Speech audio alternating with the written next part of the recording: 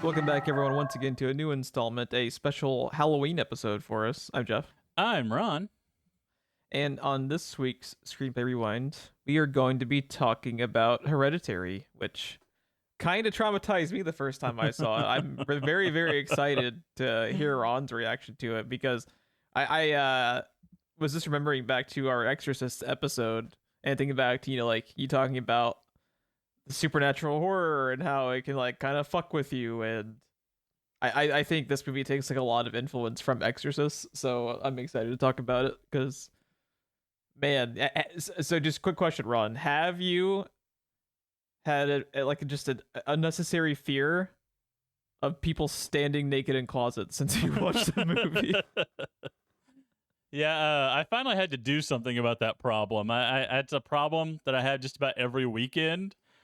But now it's an even bigger problem, and now it's starting to freak me out because I watched this movie. Yeah, what do you now? Just like throw them like a pair of boxers? It's just like, God, for fuck's sake, Bobby, put something on, just something. It's just Bob. Anything. I can just imagine Bobby with that fucking smile, that fucking shit-eating grin, just standing in my closet, just walk in, turn on the light, go, God, dude, put on some pants. Something. Oh shit, I'm so excited.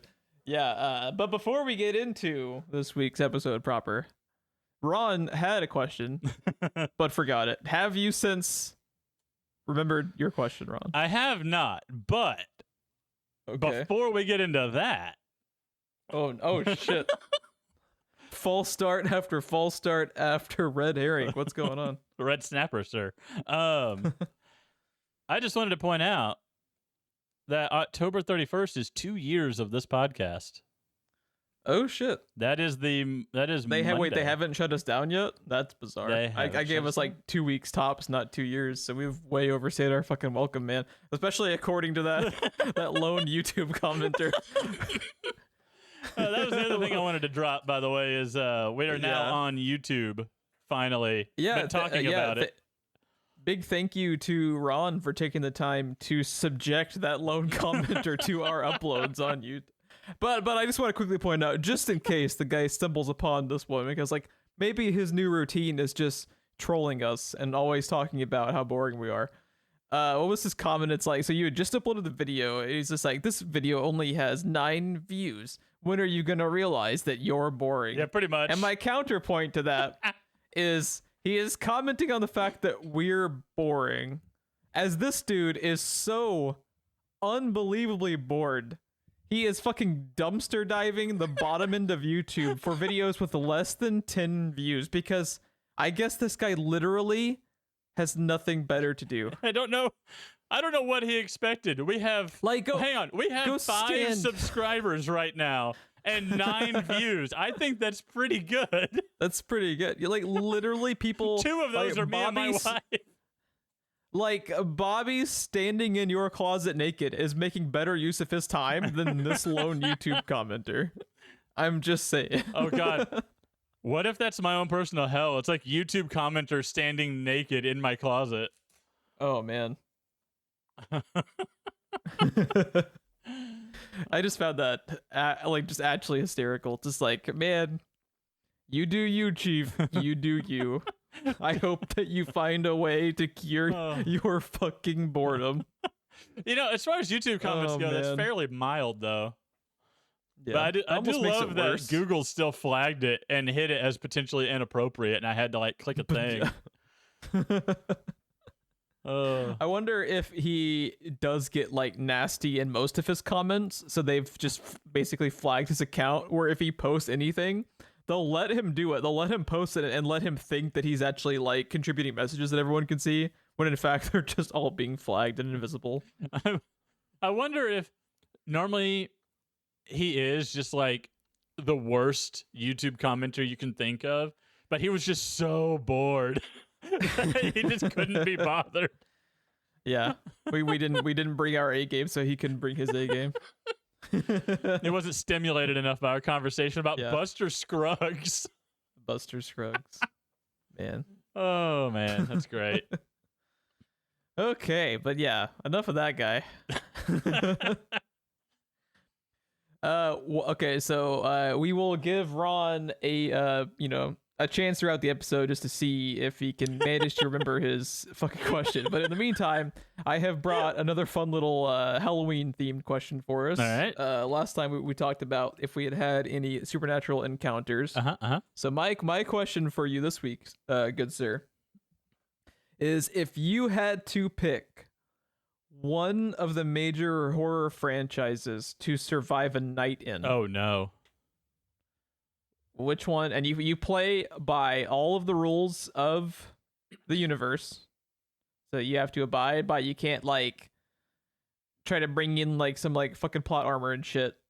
Or you know, like you know what I'm saying? You like gotta play by the rules of the horror franchise, by the rules of the monster. What you got? Which one do you pick? I gotta survive one whole night. Yeah, you gotta survive one whole night, and then just to kind of like spice it up, what's like your tactic for surviving? I mean, I'm pretty good at just not going to bed. I'm thinking Nightmare on Elm Street is my best shot. Yeah, that is like you're kind of like what do you average on a daily basis? Like 4 hours of sleep on a good day? Yeah, something like that. Just don't take that nap. And you're just chilling. You get like 12 of those 5-hour energy shots, and then you get 60 whole hours. Just get me some Coke Zero, some V8 Energy, and like some Dark Souls or something, and there you go. I'll be good for a night. You want to know who's not going to be good for a night? Is if our commenter had to survive Freddy, and we just put him right to fucking sleep. Yep. So, R.I.P. that dude. Yes, good call. I like your answer. My answer is I will pick the Texas Chainsaw Massacre and not go to Texas. That's a good one. Shit. You know, and now that I think about it, though, I've been surviving Jaws all my life.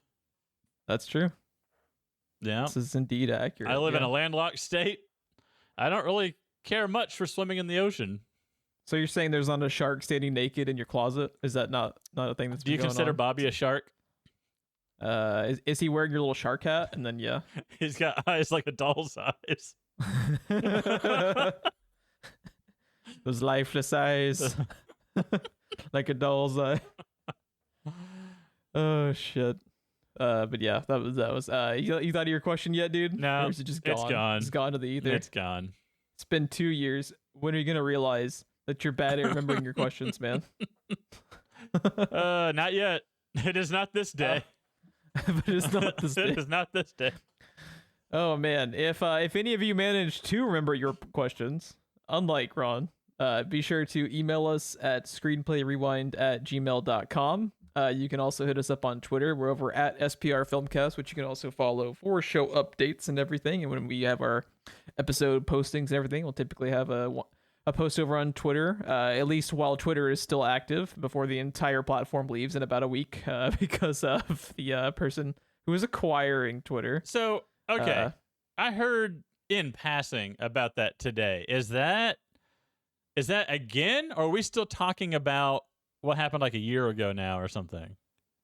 Where Elon's purchase like officially went through as of today, and he already started firing people over there. Like he already fired like 4 other main execs. Wow.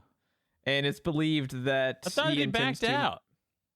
He tried to after they kind of like shut the whole thing down, and then they basically ended up forcing him to complete the acquisition. I haven't dug too deeply into the details of it, but yeah, it's not looking good. Part of the rumor was, and it's looking true now, is that he plans to basically turn their entire crew into a skeleton crew, and he will have as few people as possible, like just the bare minimum required to make the app run. Is basically what he intends to do.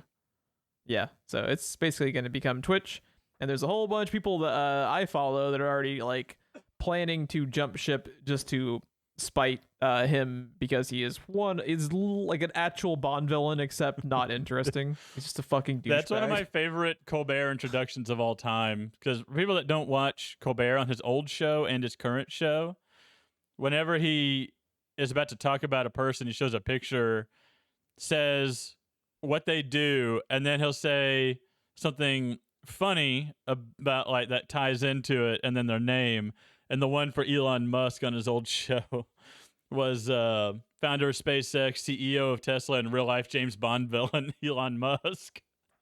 Yeah. And I think of that every time I hear his name. Yep. God, I hate that dude. I hate him piece of so shit. much. What a fucking What's piece his of shit. child's But yeah, name? X-23 or something? Probably. Jesus. Yeah, fuck him, dude. But yeah. We will probably still keep the Twitter account active and everything. It's just gonna be a sad day when people like are less active on it just because of the asshole that bought it. But what can you do? What happens sometimes in these situations is the talented people that get fired go off and create their own thing together. So maybe we'll finally have a Twitter replacement. Yeah. Maybe they'll get together with some of the old Facebook people back when Facebook wasn't a fucking villain either. Yeah. Fucking wretched hive of scum and villainy that is Facebook. Right. You know? Yeah. But yeah, let's get into it. So full spoilers for Hereditary. That is this week's full portion of the episode. This is I think I talked previously about how this was on the short list to have on last year's Halloween centric episode, which I think I also coincidentally ended up picking just because the way the schedule's broken down. But I ended up picking the Lighthouse commentary just because that was fun as fuck and really wanted to cover Lighthouse too. So I ended up delaying Hereditary to this year, but I've been really looking forward to talking to it because I watched this for the first time a couple of years ago, and the first time I watched it, it probably scared me more than any movie has in the last several years, I'd say, because it was just kind of like fine-tuned into all of that shit that you and I have mentioned about, like, what do you do in the situation when you are absolutely fucked? Right. So it is this combination going for it, and another thing about it. So it's the combination of everyone is fucked because they're just completely out of their element against this supernatural force that they have no chance of defeating. They're all fucked from the get-go, and their main character ends up essentially being a Lovecraftian protagonist in that for basically no reason starts to think that she can actually like combat, like she I think she literally says in the movie she's like the one person that can stop it. Right. And it's just like I like those types of like Lovecraftian protagonists. And one piano wire later. Oh man. Yeah, that is the thing.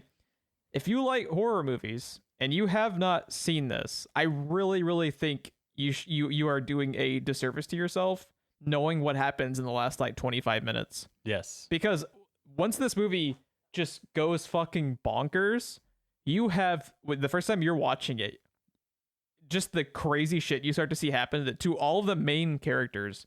You're just like, I was just absolutely blown away at how crazy it gets. Because it is just like non-stop for that last like 25-minute mark, dude. It is an actual like fucking horror movie thrill ride. It is crazy. But yeah, what was your just kind of like initial takeaway after having watched it? Because this I think is an interesting follow-up to The Exorcist, because I think it really contains a lot of that same like DNA. Oh yeah, absolutely. Yeah, you can clearly see the influences from The Exorcist, or at least the genre on this film, and I really liked it. I was kind of surprised at the way it plays with a lot of the tropes of like supernatural possession type movies. Like it takes those tropes and it knows what your expectation is because it knows you watch movies or you wouldn't be watching this movie, and then it just does the opposite. So yeah, it's pretty interesting. It's a really visually dark film. They keep the lights off for most of the movie, I think. Which really makes sound and sound design play into this movie a lot. The score. The score is almost a character in the film. The score in this movie, I really like what they do as well is one thing that is like really interesting about the Exorcist score is how there was tension-based music for the score happening in scenes where there wasn't necessarily like a scary jump scare or like even like a scary thing fully happening. They just would every now and then bring out that just like to just kind of like just ratchet up the tension with the music and it like adds to that like unpredictability of it. Because like the way that this movie just kind of plays out, and it's also very methodical the way that The Exorcist is. In fact, you're really, really taking your time. You're not, like there's also like a big problem I think with some of the like more lower quality of current horror movies, I would say, where they feel like they almost like don't respect the audience enough, where it's like, okay, if we don't have like a really cheesy jump scare or some like really dumb like fake out scare every like 5 to 10 minutes, the viewer is gonna get bored. And so we have to just kind of like crowbar in these things and like almost like manufacture the horror movie. And this always feels like really organic to me when I watch it. Like it's just letting you really like get settled in with this family, and it's just like so methodical with the pacing. But I never felt bored with it. You're always just like even when not much is happening, as far as like maybe it's just following like a member of the family, like just like the artistry of like the cinematography or just listening to the score. It's like there's so much just like talent on the screen, especially with like I think some of the performances are really great too. But let's take a step back and kind of do like a rundown. So this is another just absolutely fucking ridiculous thing about this movie. This is Ari Aster's first directorial movie and his first screenplay. This was his first anything. For your first movie to be this just like fundamentally like basically perfect as far as like the directing choices is astronomical. Like it's fucking like, you have a movie like this that is, I would say, probably like the scariest thing I've seen in the last like 10 years or so. And that is an opinion that is shared by like lots of members of like just kind of like horror geek community. Is just Hereditary is when it goes fucking crazy, and it will scare you even if you are so plugged into the genre like you were talking about, because it just kind of like plays with your expectations.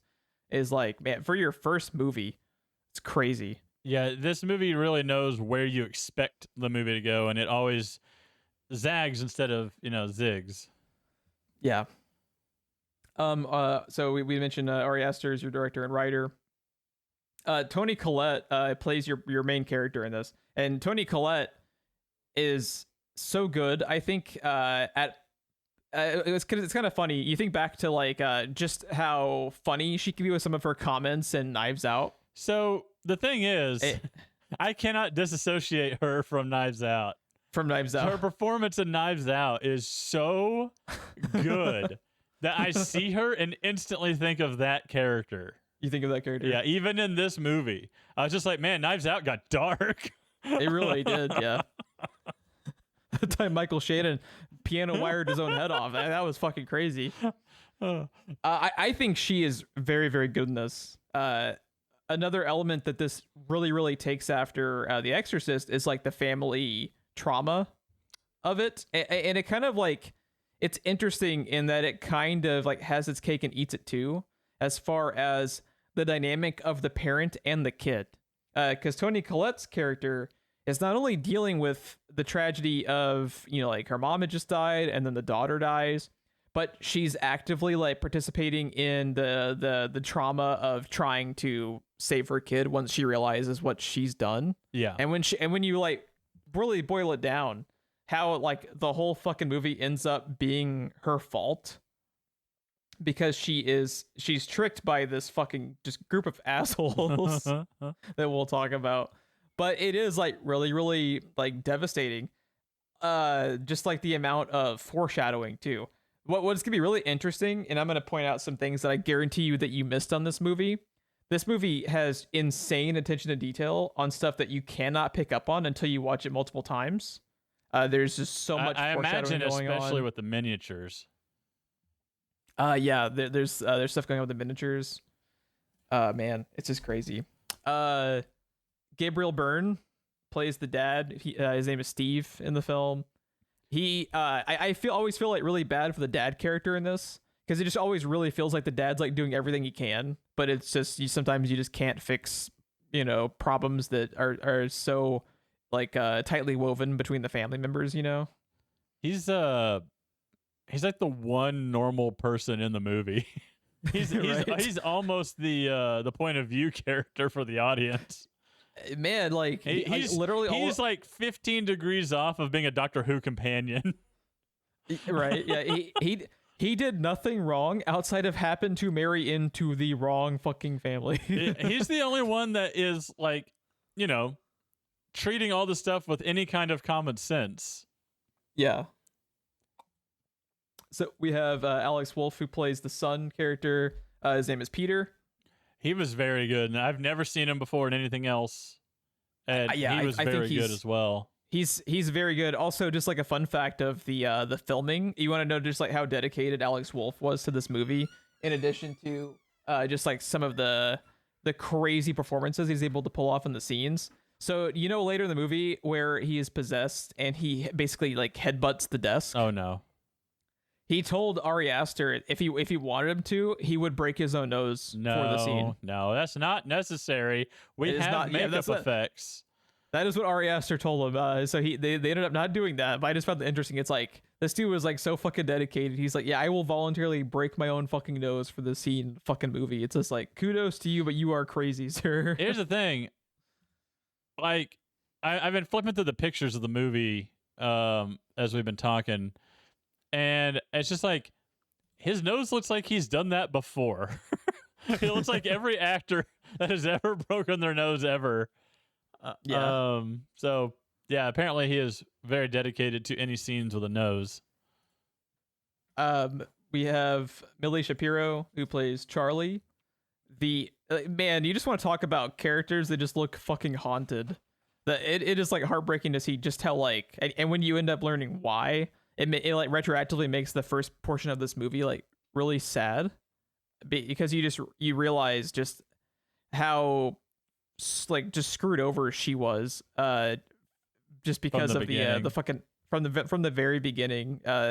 She just acts so weird, and you like are just wondering, and then that's another thing that I like too about it, how you talked about how it zigs instead of zags, or whichever point of view you think it's going to take as the movie progresses. But you start off this movie and it starts to look like is the little girl going to go crazy and start killing people? Is it which is a trope of the genre, right? Yeah, like every single way the movie could progress as far as like how the narrative typically would, it is basically always a red herring, just all red the snapper way throughout.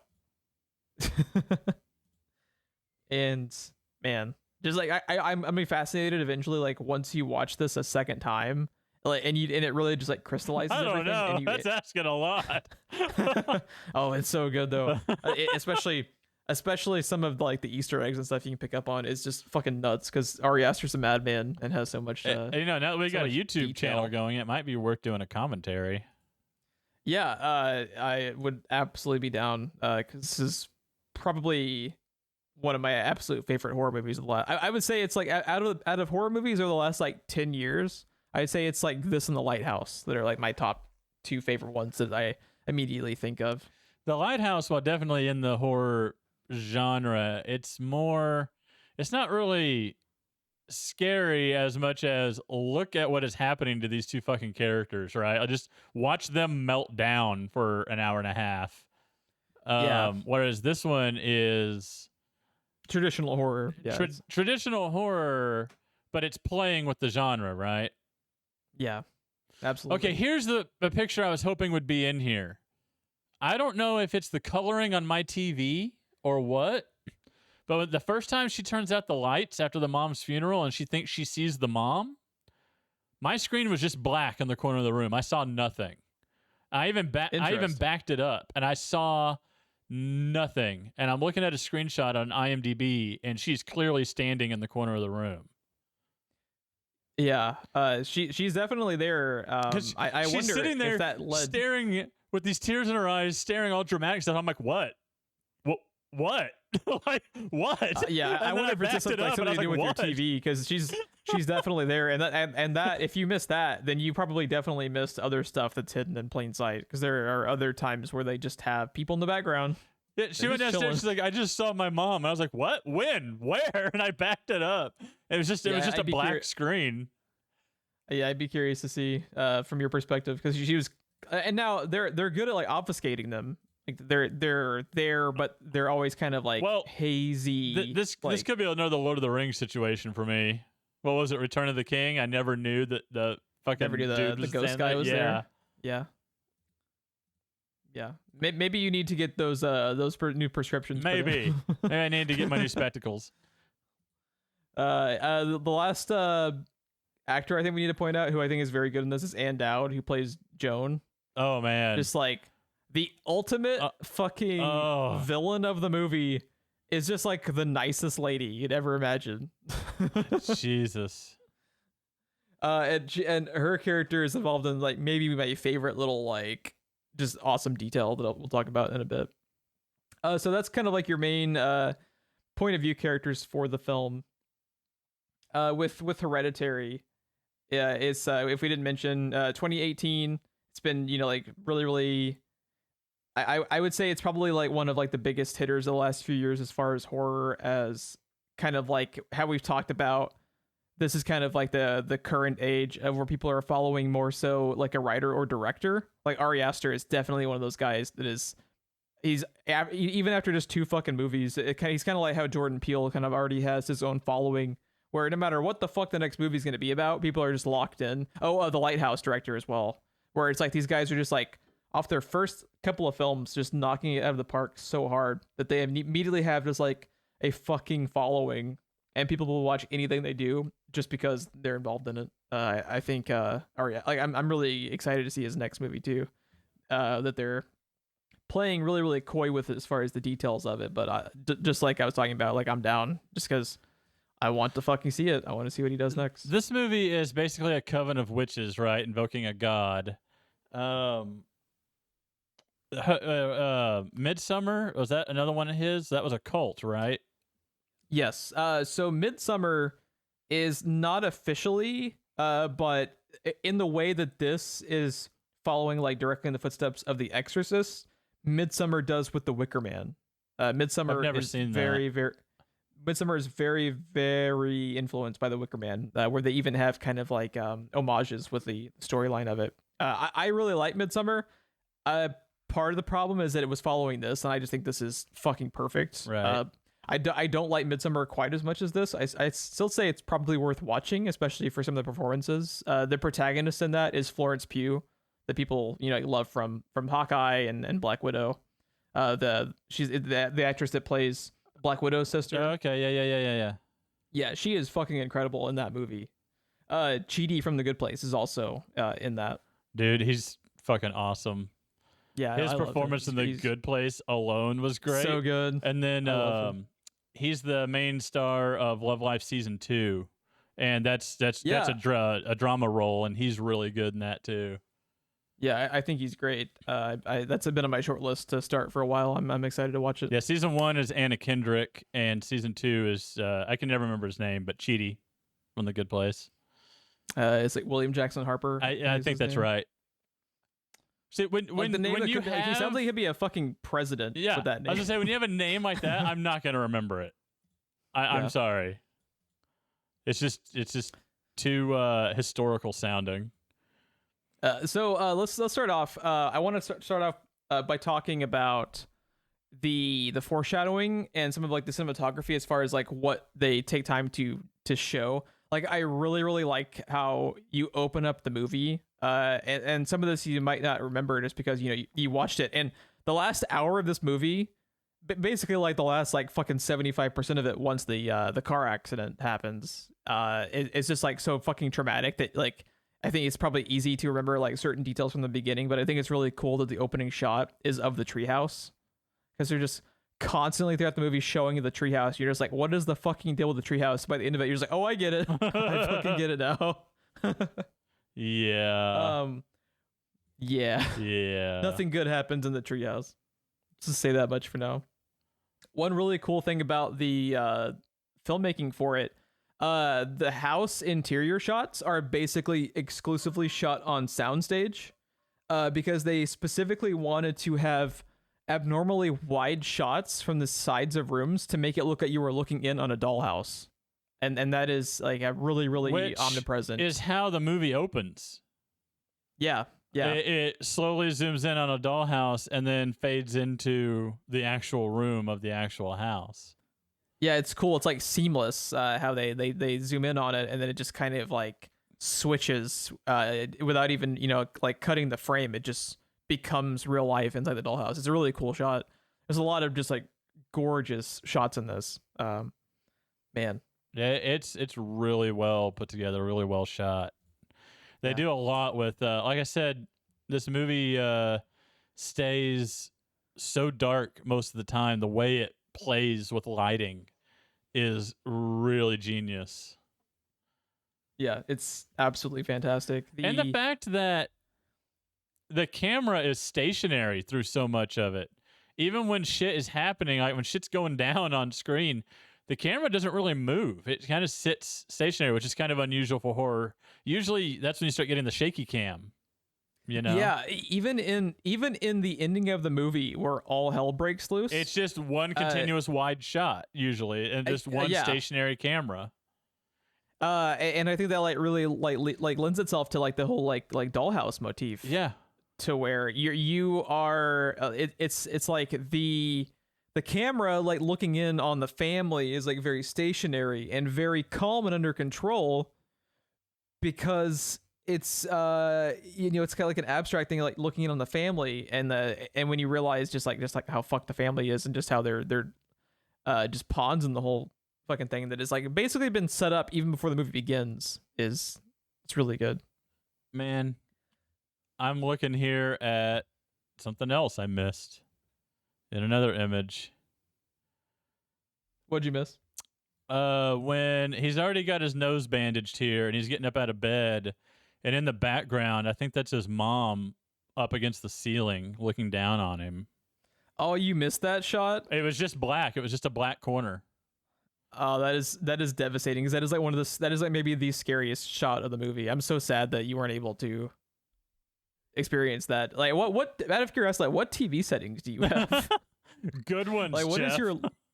what is your fucking local dimming at where it's like actually like ruining part of the movie for you? Yeah, I don't know. I guess I'll have to reconfigure. I did the thing where you hold your phone up to the TV screen and it configures all the colors and the brightness settings and stuff. It uses your phone's cameras and it configures itself. I might have to go in and do some tweaking to it. Did you at least see the mom in the corner of the ceiling for the second time they do that? Which time is the second time? The second time in the is living where room? he's in the living room where like, I saw that one and that freaked me the fuck out. Okay, yeah, okay. I'm at least glad that you saw one of them because it's fucking genius. Like the way that it pans and like it's the last like 3 seconds of the pan. It just shows her in the ceiling. It's because it like reveals her with the pan. Yeah, it's so good. But man, your fucking TV is like way too good at making dark areas dark. Oh shit. Let's see. Well, I have the Apple TV configures itself. It doesn't matter what your TV is set to. It will always configure itself to a certain place. It compensates its own colors and brightness. And then the TV settings itself are set to the way I like games to look. Okay. So it's kind of fun because when I want TV to look a certain way, my Apple TV has configured itself to that. And when I want my games to look a certain way, that's just how the TV is natively set now. So it works pretty good on most things, I will say. I would have said everything, but apparently that is most things. So the first thing that the movie does, it's like incredibly clever, is how many characters throughout the movie are part of the cult in just various different scenes and with different characters. One of the most notable ones that you probably picked up on is how the guy that's in the closet at the end is actually present for the funeral. The guy in the closet at the end? So the naked dude in the closet is the same guy smiling at Charlie at the funeral. There's a scene where they're going to see the body, and a guy just creepily smiles at Charlie. It is that same guy who creepily smiles in the closet at the end. Huh. I have no idea what you're talking about.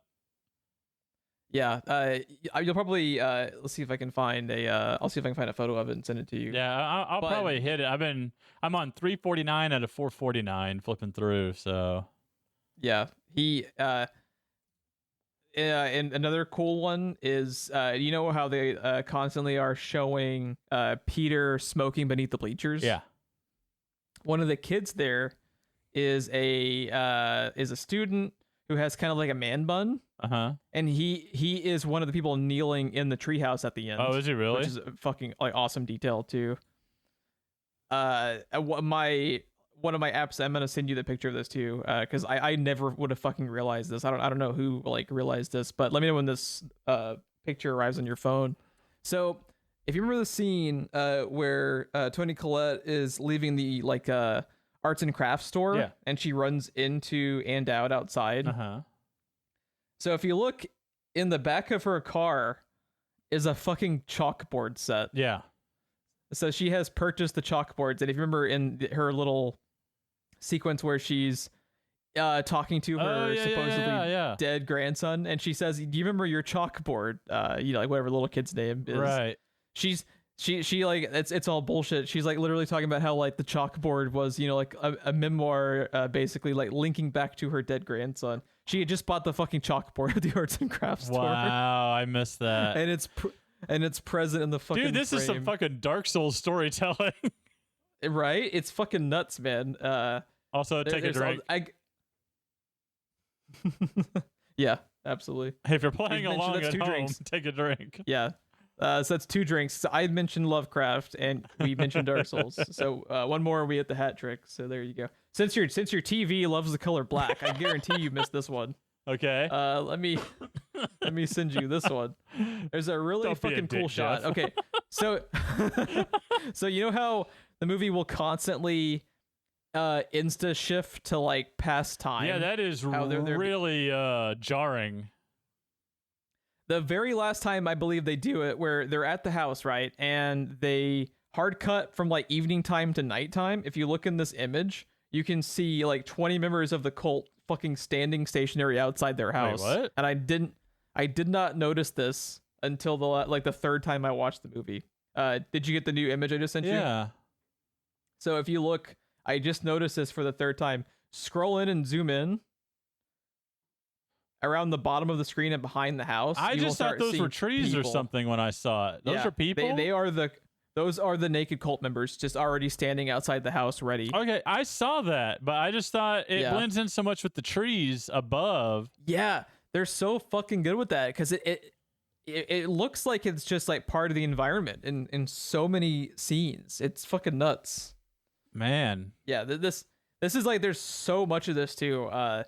And the scene where Peter first goes up into the attic when he's running away from his mom, you can see even before they reveal themselves, like towards the end of the scene, there's more cult members standing behind him, like underneath shit, in the corner of the room. There's like so much of that shit that adds like so much like creepiness factor to rewatches because you're just like, man, I was looking at the shit, I didn't even notice it was there.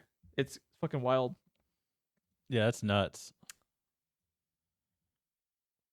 Yeah. Ari Aster's fucking genius, dude. There's so much of that throughout the movie. There's also a really cool bit. So at the very, very beginning of the movie, and I didn't notice this either until it was pointed out to me on like a YouTube video, I think.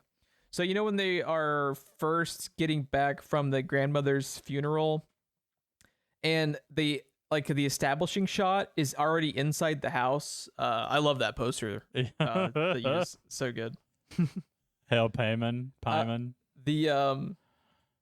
The establishing shot when they're getting back from the funeral is just already inside the house, and it kind of awkwardly sits there for just a second, and then after like 2 or 3 seconds, the family enters the house. If you actually listen, you can hear the cult members rummaging around inside the house. And I also didn't fucking pick up on that until like the third time watching it. When does that happen? Christ. Say it again. It is very early in the movie when they're getting back from the funeral. The establishing shot for it. And I'll probably send you a YouTube video after this podcast so you can watch like the different scenes and stuff. There's an establishing shot right as they're getting back from the funeral where the camera is just stationary in like their kind of dollhouse perspective inside the house. you can hear the cult members walking around inside the house before they get back. I think I heard that because I You did? watched it late at night, so I had to use headphones. Oh yeah. And I think I heard that because I remember at some point hearing something like that. I just don't remember when it was in the movie and being like, "The fuck is that?" Yeah, and they don't. And like another like cool thing too is like all this like creepy shit is happening in the background with like the audio and like what you show as far as like just people standing in the background of scenes, and they never draw attention to it. It's a thing that makes Mike Flanagan movies like in his shows work so well for me. Is he's constantly doing that shit where there's people standing creepily in the background not doing anything. That's like if you just have a naked dude standing in the back of the room not doing anything, it's like the scariest thing in the world. Bobby. Bobby. So let's talk about Ron. I want to hear like your perspective. How fucking brutal is what happens in the with the car? Oh my god, dude! That like, do you also have that sound effect just like permanently ingrained in your brain? What, the sound of a cantaloupe hitting the pavement? Oh god, it's terrible, dude. Not what I thought was gonna happen. Not so, what yeah, I thought was gonna. I thought he was gonna wrap the car around the pole. Yeah, that you think the car is gonna wreck, but like what happens is like so much scarier because you just like think of like his fucking perspective, and then like you want to talk about like just like beautiful acting is his whole reaction to that happening in the rearview mirror. Him looking in the mirror, and that sequence later, you know, like where he starts seeing like the rear view mirror out of context, like he's in like the classroom and he just sees the rear view mirror. Which that really makes me think of The Ritual. I immediately when I saw that, I was like, and here's where Geoff just lost his mind. I love it, dude. If you just juxtapose that shit and like altered reality, it's so good. But how like another thing too is a lot of time in movies, especially in like horror movies, people just don't really react like people, they react like movie characters. Right. How fucking good is it that his like reaction to the car accident and how his sister has been killed, that he can't even like comprehend what just happened because it's so traumatizing. He just drives back home and goes to lay down in his bed with his sister still in the fucking car. Yeah. That is so like insanely human and like so well written. And what is painful is you can hear mom downstairs. Oh man. Talk about how she'll be back in 20 minutes. She has to run to the store.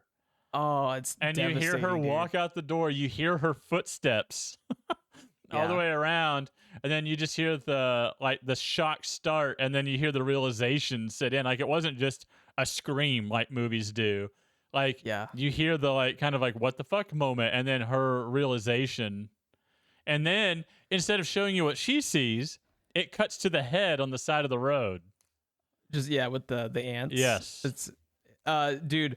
But that's because like, and this is like a prime example, like what you were talking about, how this always takes tropes of like the genre and like plays with it.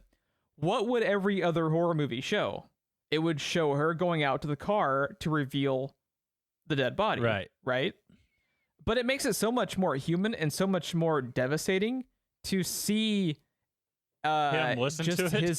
him listening to it, and he is just so in shock about the whole thing, and his reaction to his mother realizing what happened is just absolutely fucking heartbreaking. Like this movie is just fucking it's so good, but man, it is like you said, like I think your first text to me after you'd finished the movie for the first time a few nights ago was like, I'm just exhausted.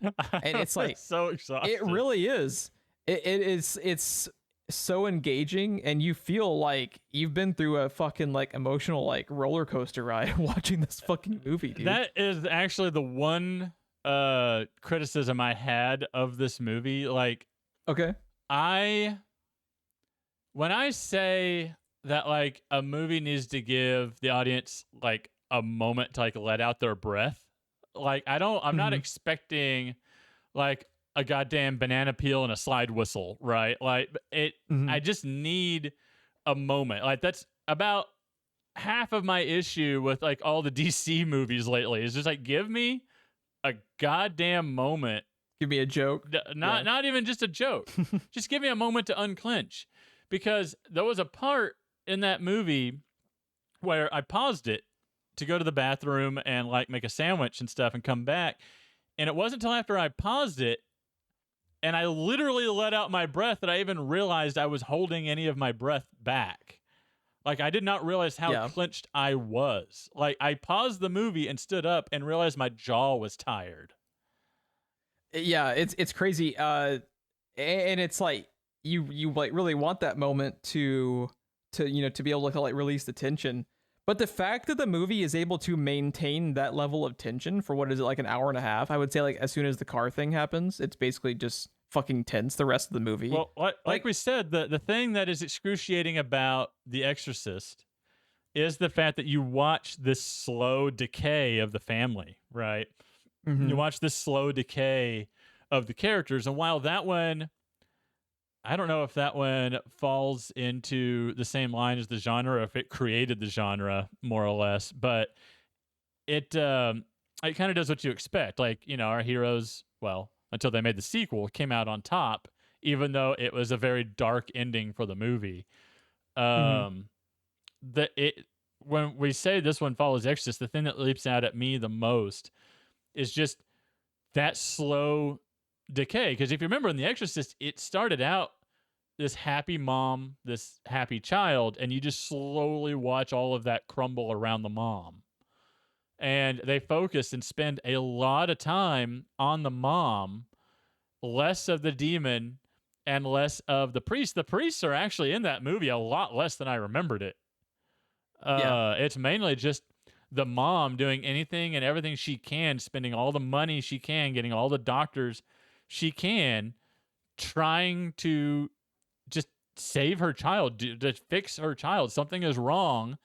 No one is listening to her, but she knows her child and there's something wrong. That's like every parent's worst nightmare, right?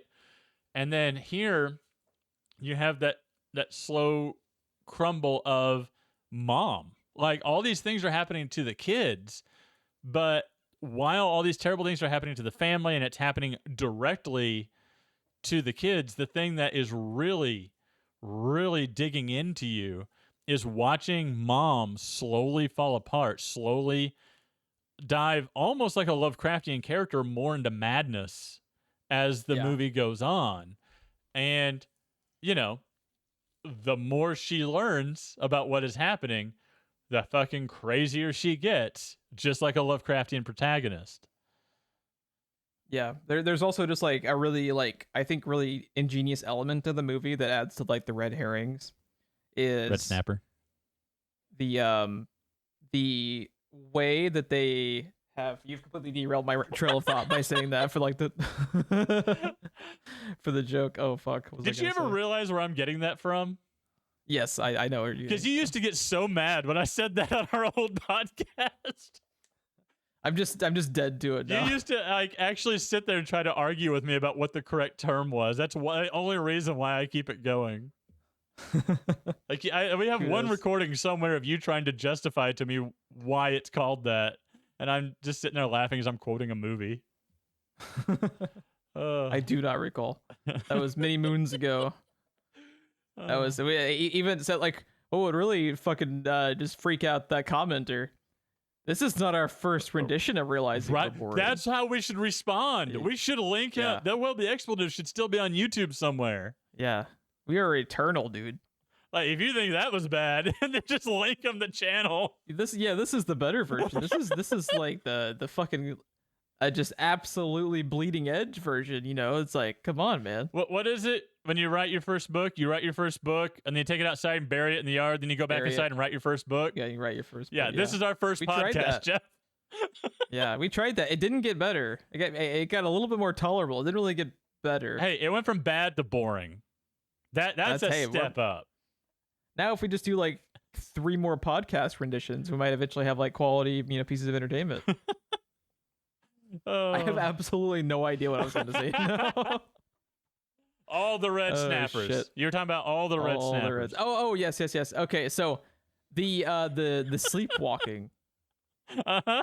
Like he's intentionally like consistent, because what is typically what that entails? Oh, the mom is the villain. The mom has been killing people. The mom like sabotaged the grave. The mom is the bad guy, But no, it really ends up being like inconsequential to everything. She just fucking sleptwalk. And that's kind of cool because that is usually what would be like an important like plot point, you know. It just ends up it is important because it damaged her relationship with her son, you know, like because you can't really blame the kid. It's like you would never look at your mom the same way. Yeah. If you fucking woke up in the middle of the night drenched in what was Paint it, like thinner. paint thinner, I think they say. Yeah. And and she has literally Struck a match. what wakes her up was striking the match. That's fucking terrifying, you know.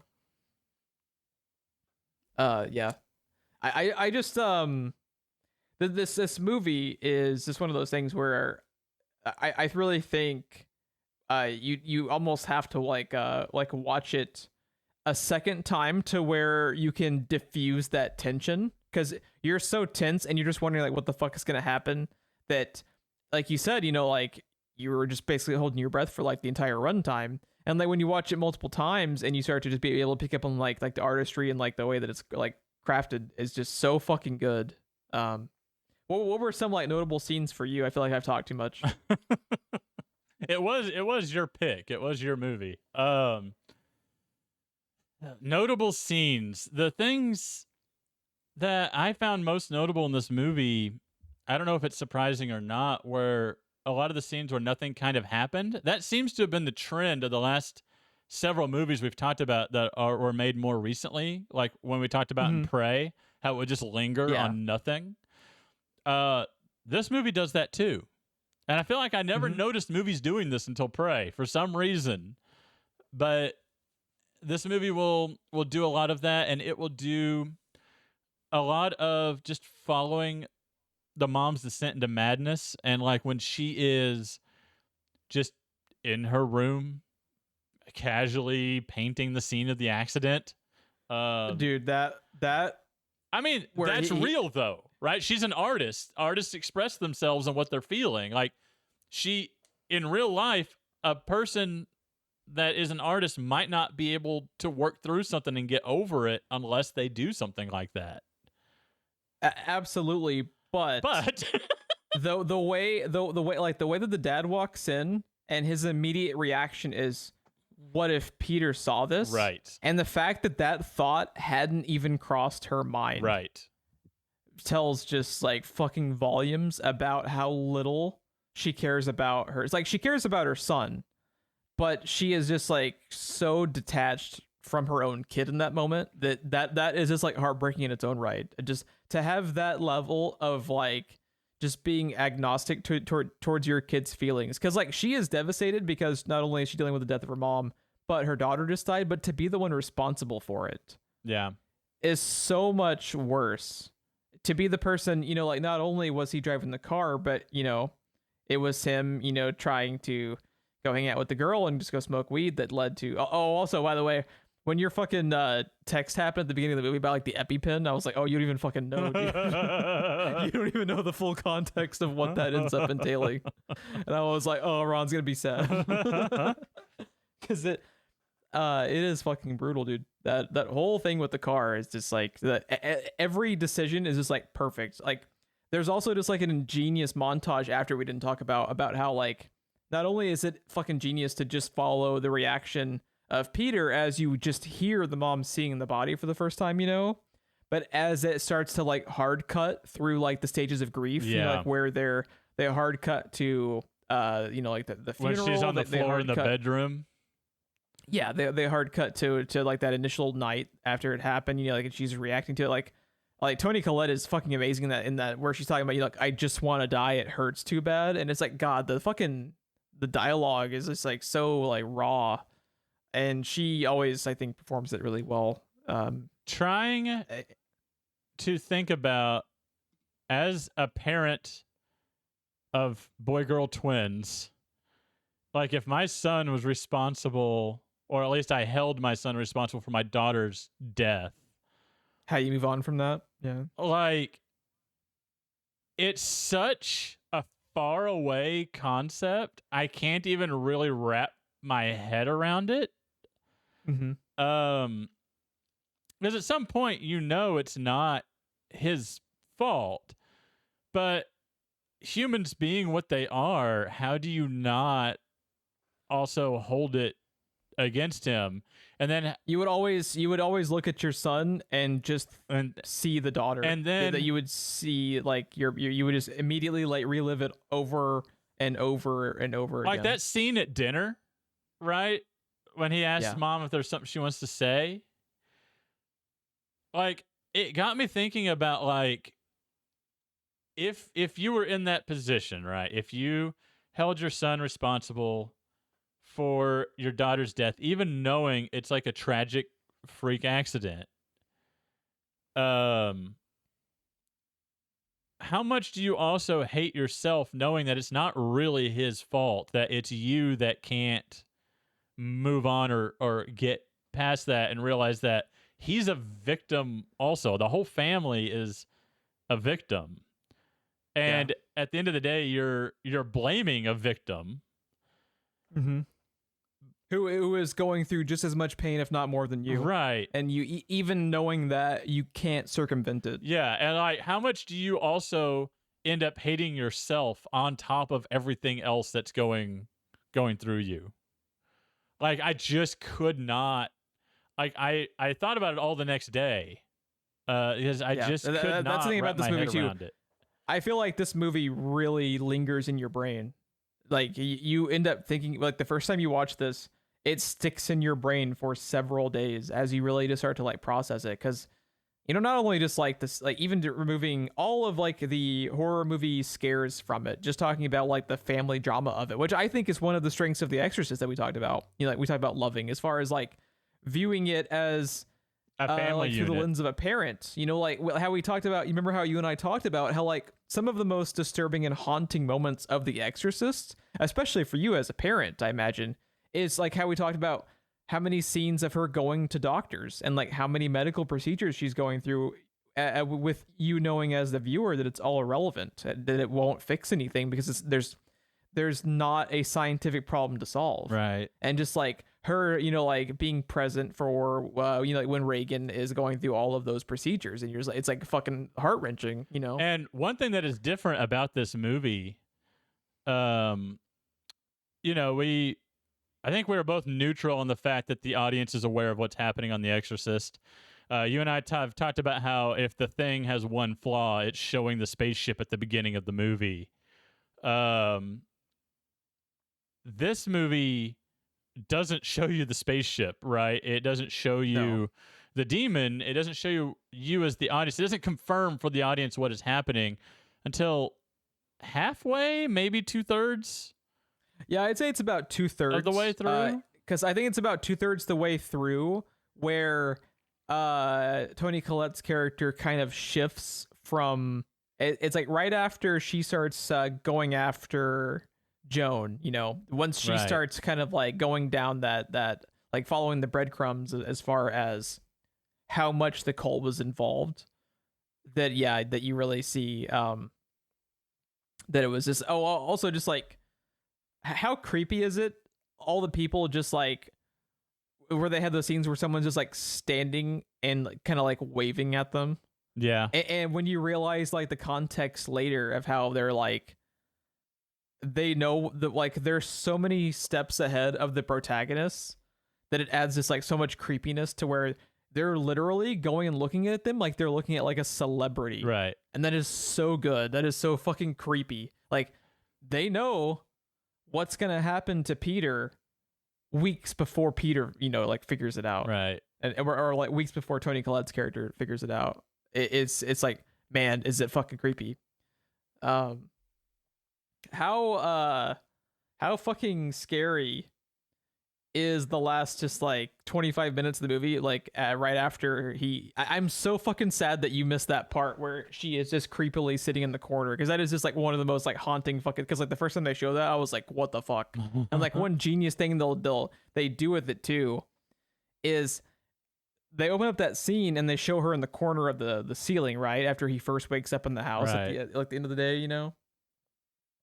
They do a cut to the treehouse because that is what draws his attention, because there's like a light into the treehouse, right? Oh, they cut that is underselling it. It's the red glow of the fucking heaters. Right. Yeah. It's literally glowing red like that fucking walking house Baba Yaga has in Tomb Raider. Like he's drawn to the treehouse, and they cut back to the same frame, and like every other horror movie would have her be gone. Yeah. But what they do when they cut back, she is in the exact same spot, and they linger on it all over again. And it just makes it, because it's like such like a creepy choice to where it's always doing like what you don't expect it to do, because you think it's going to follow that traditional, oh, it's there and then it's gone. But no, it's just fucking there because it doesn't fucking care, because it knows it's one. Right. And like just that like element of the fucking demon just fucking with these people is also just like really, really creepy.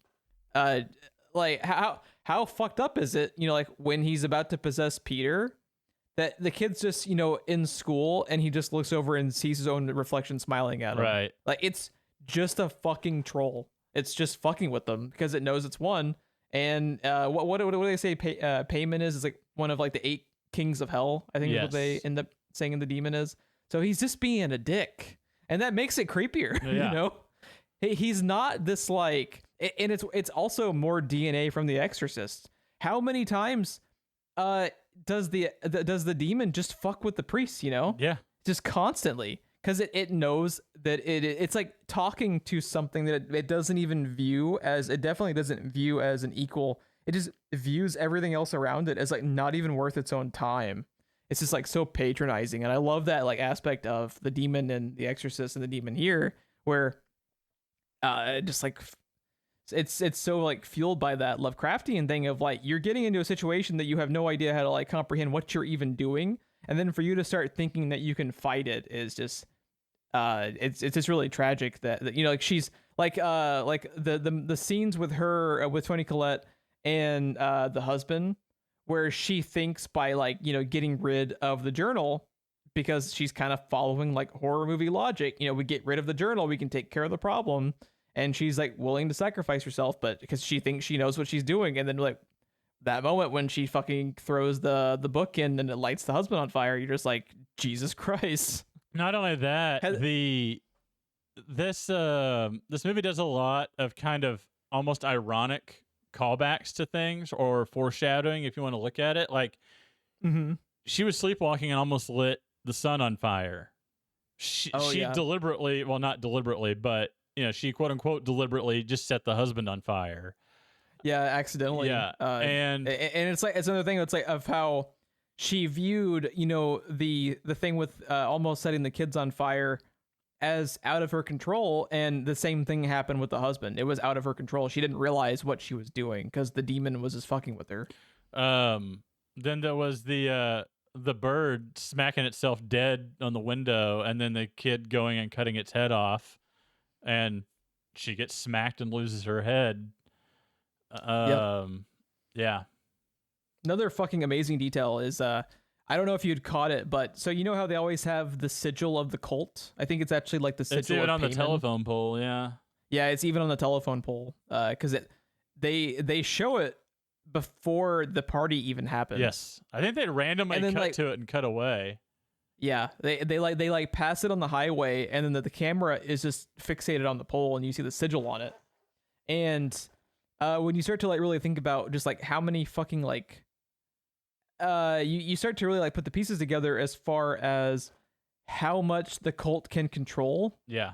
And how like a thing that if you start thinking about it more makes it even more heartbreaking is Charlie probably knows what's going to happen, because Charlie is possessed at that point by the demon. Right. It's just not active because she's not a boy. So this whole time she's been possessed by the demon. The demon probably is what coaxes her into eating the cake that she's allergic to. Right. She is like how devastating is it to be like a bystander in that, to like know what's gonna happen and then still be forced into it because the fucking demon is there. It's like there's a lot of like, and all of what I just said is not discussed in the movie at all. Right. It's all left to like interpretation and like drawing bits and pieces out of what you find out at the end and retroactively like applying it to like stuff the characters do and say throughout the movie. And it's just fucked up. Like this poor family is so fucked From the like beginning. from like the fucking beginning, even before the credits roll. Like they're fucked just based on the events of like the obituary at the beginning. Because like there's even a lot of details you can draw from that too. Have you gone back and thought about how like you know how they mention how Toni Collette's like brother had committed suicide? If you go back and actually listen to like the full context of what she says at the little like therapy circle thing, her brother killed himself because he blamed his mother for trying to put people inside him. Right. And you're just like, fuck, dude. Like she had already been trying to have the demon possess him, and he ended up killing himself because of it. And it just sounds like, like the actions of someone with schizophrenia, but she was actually doing it. And it's like, man, this poor fucking family, dude. It's rough. Like just seeing like just how fucked they were from the beginning, like you said, man. Yeah. It just right from the get go, everything is out of this family's hands. Yeah.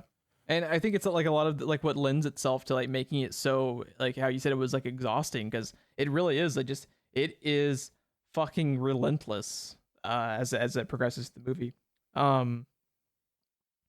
Just the one thing that I love about the ending too is just how fucked up it is, as far as like do you remember the scene where she is like banging on with her head on the fucking attic door? Yes. And she's Peter's up character on as the ceiling, by the way. yeah, like she's Spider-Man.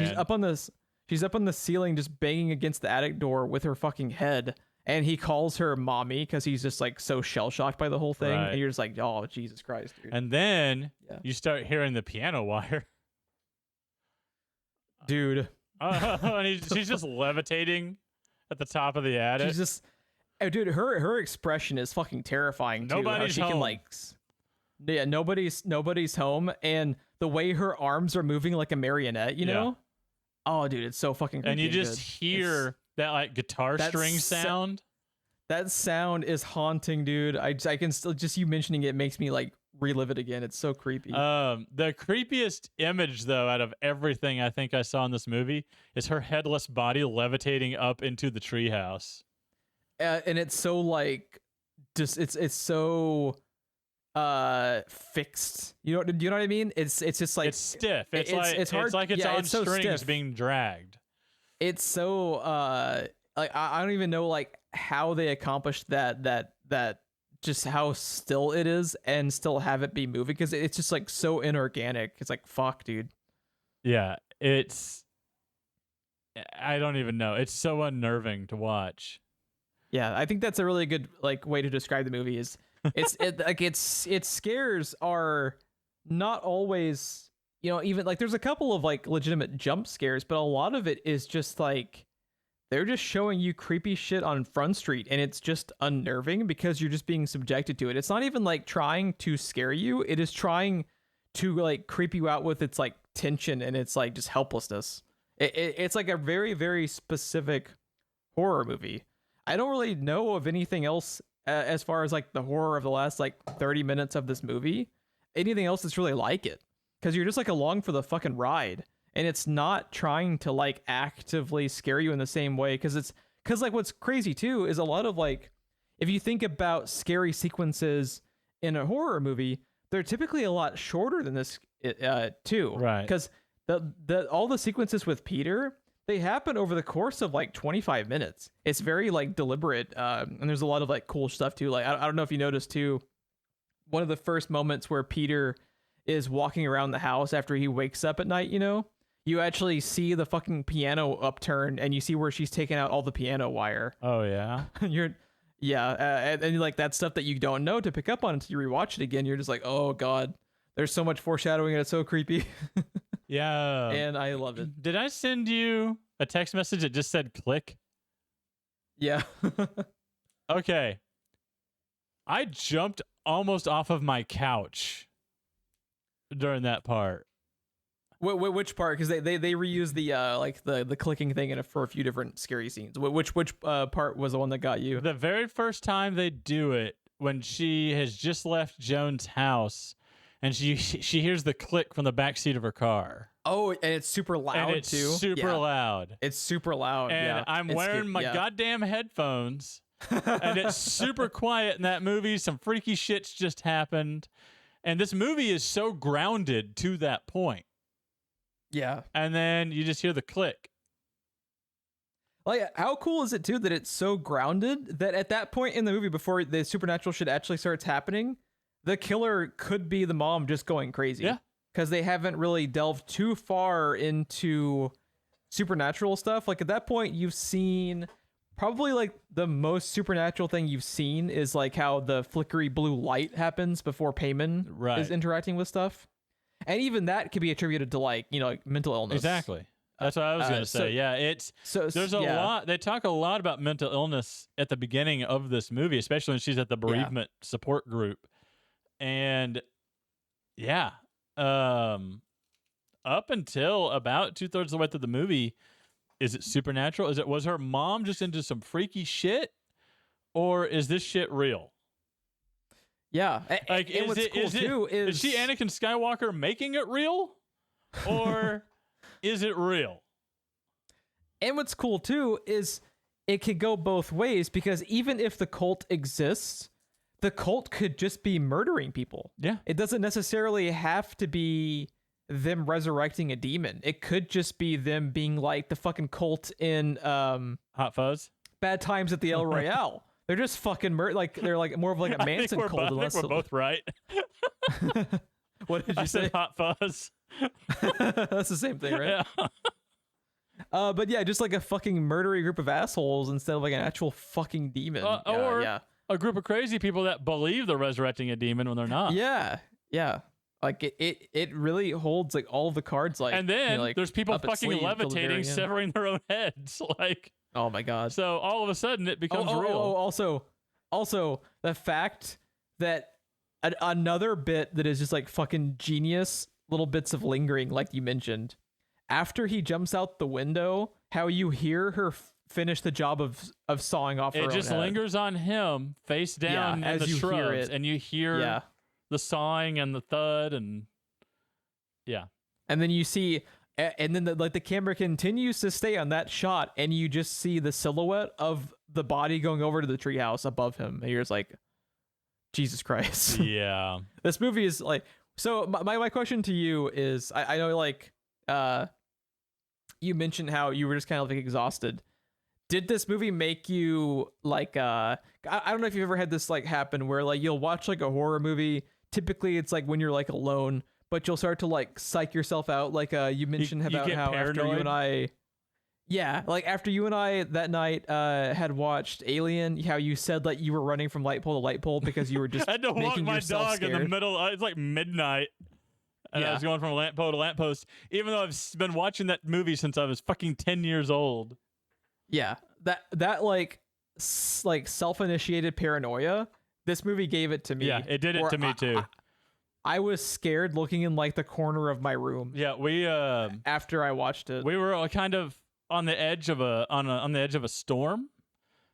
Oh man, that's so good. That's like such like a good way to experience this movie. Is like on the thing about my house, it being 2-story. I don't know if you've ever noticed, Jeff, but it can be pouring down rain outside and you never hear it in the living room. Mm-hmm. But what you do hear occasionally is a metallic knock. And what that is the vent hood above my stove actually vents to the outside. Mm-hmm. And you're hearing the vent on the roof get smacked by rain or whatever. Or sometimes just a strong wind. You know, they have that cover that stays, that opens when air is moving and then it closes when there's no air being blown out. And sometimes a strong enough wind will kind of pop that up and let it drop. So that's what was fucking happening in my house as I'm watching this movie. And so there was the click. There was another jump scare. That was my goddamn dog. My dog is deaf now, and he does not know he's making sound. Oh, no. Oh, no. So he made a goddamn, like, shrill... It wasn't loud, but it was shrill sound. And then, which I thought was fucking payment in my dog. And then you had the metallic knock in the kitchen. And I have an open floor plan, so my living room and kitchen are the same room. Yep. Yeah, it was fucking great. That level of just like fucking utter paranoia. I was going through that too. Like the night after I watched this, I don't think I've been that scared by a movie since I was like a kid. Yeah, I agree. It ratchets up like the last like fucking hour of this. It's so tense. And it's so fucking relentless towards the end that I was just fucking scared. The most a movie freaked me out before this was when you showed me Sinister, but it didn't have that lingering effect. Like I felt like I was 10 years old watching Alien for the first time. Yeah. You know? And for it to be his first fucking movie, dude. Yeah. That's crazy. I've seen so many horror movies, and most of them, you know, it's just like a fucking bug against the windshield, dude. It's just like I'm so fucking just ingrained in these movies and their tropes and their step-by-step way they progress through it. Oh, it's been 10 minutes, probably time for like a scare.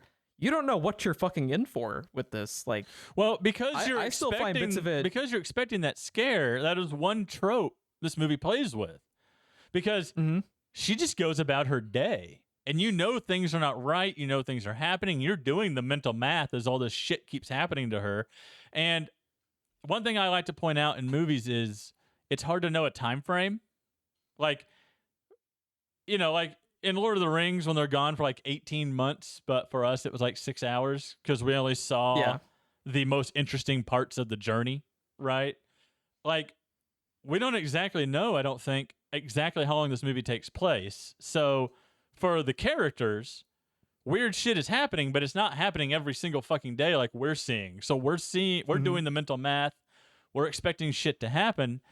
But this movie does something very rare, at least in mainstream stuff these days, that a lot of newer stuff is starting to feel is good. A lot of books and movies and games are starting to show restraint and to just let the movie breathe, or just let the story of the game breathe, right? That's a trend that is starting to happen more and more, and I fucking love it because, like, the most pointless thing, the thing that made me mad in Darkness Falls is the goddamn cat jumping on the hood of the car for no fucking reason.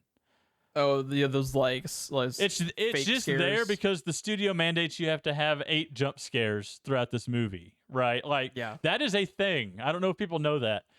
That is a thing that studios will say, well, you need to have at least 6 jump scares in this movie. And that is why you'll be watching a really good movie, and then all of a sudden there's this really shitty jump scare that just angers you. That comes out of nowhere. Yes. It's for like, no reason. It serves no purpose. The click served a purpose. It was the deliberate jump scare because they know you've been on edge, but it served a purpose for the film, right? It's not that goddamn cat jumping on the hood of the car, jumping on the hood of the movie, jumping on the hood of the car. And this movie just breathes. It just takes its time. It lets you associate with the characters. It lets you learn the characters. The history of the family unravels itself as it goes, but it shows restraint. And all the things you expect of the genre are in like the last 20 minutes of the movie. Yeah. And it totally fucking works because it's an interesting concept. It's interesting characters. And they don't spoon feed you. You know, you're piecing together a lot of this shit for yourself. The goddamn chalkboards I didn't even notice. I noticed she had stuff in the back of her car, but I couldn't tell what it was. I saw it on the screenshots here even before you mentioned it and didn't put it together. And then you mentioned it and everything just, clicked in my head then. Yeah, there's a lot of just fucking craziness. And one fucking bonkers detail that someone found on Reddit that is just absolutely fucking ridiculous that someone even was able to do this. So, at one point in the movie about how Peter, the teenage kid, is kind of cyber stalking the girl that he likes. He's like kind of stalking her Facebook, like fucking idiot teenagers do, you know? Her fucking last name, I forget what it is. Her last name is like a Greek word for siren. So you can draw upon that she's part of the fucking cult too, because she's the one who ends up inviting them to that party. And you're just like, Jesus Christ, like the fucking cult is everywhere. Like the fucking cult is nuts, dude. There is this is another thing too. The fucking video that the kids are watching on the computer that you just sent me, isn't it like over like a decapitation as well? I think that's what I was trying. That's what I was looking at, trying to piece together just now. Yeah, I believe it is like, oh god, what is that like execution tool where it's like the person is like bolted to the thing and the guillotine. I think it's a guillotine video. I want to say, but yeah, that happens like before like the accident happens. And then is that her in the mirror? Yeah, the girl that Peter likes. Yeah, no, it's her. Tony Collette, or who is that in the? No, this is at the party. So that is the girl that like Peter likes. This is like the room they're going to go smoke in. Okay. Yeah. Yeah. Just fucking nuts. I can't wait to send you the YouTube video so you can kind of like see more shit in the background that I didn't mention. That's just like really fucking creepy and cool.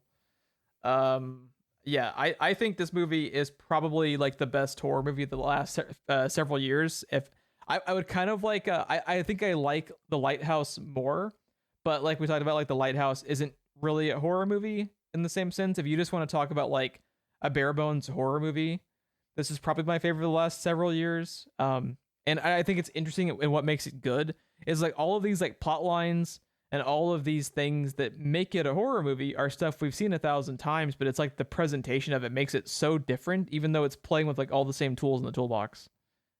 It's playing with like so many established plot lines of like, you know, like the cult, the family, the demonic possession. It's all the stuff that you've seen like 1,000 times, but you've never seen a movie like Hereditary. It's its own fucking beast. And man, it's one of those that I can rewatch. I am never frightened of it the same way, because you just can't replicate that first viewing of it is just fucking terrifying. Right. But I am still creeped out by those sequences. I still find like the it like works in a different way. Like you start to appreciate like the artistry of the Easter eggs, just like the fucking crazy cinematography of it. The performances are always amazing, no matter how many times you watch it. I really like the actors that they've chosen for it. So the girl he's into is part of the cult. Is that what you were saying? Is that why he looks up and she's staring at him and whips around real fast when he catches her staring? She's always like kind of like tracking the progress of the possession. Wow. Because that's another thing too. That's like, do you know the scene where Toni Collette, after she kind of figures it out, she's like digging through the box of her mom's stuff? Right.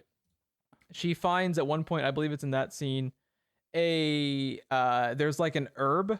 You might remember the scene where she is having the tea with Joan, and she has like a little herb that she pulls out of her mouth. Right. That same herb was given to Charlie as she was a baby, because you see herbs in one of the pictures in the baby bottles that she was fed by the grandmother. Toni Collette is given the same herbs in that tea. So you see a fucking can of what is like I forget the name of it, but there's like a specific herb that cults use to encourage demonic possession. So like they've even been giving them like fucking drugs to like make the demon be able to possess them easier, and that's all in the fucking background, dude.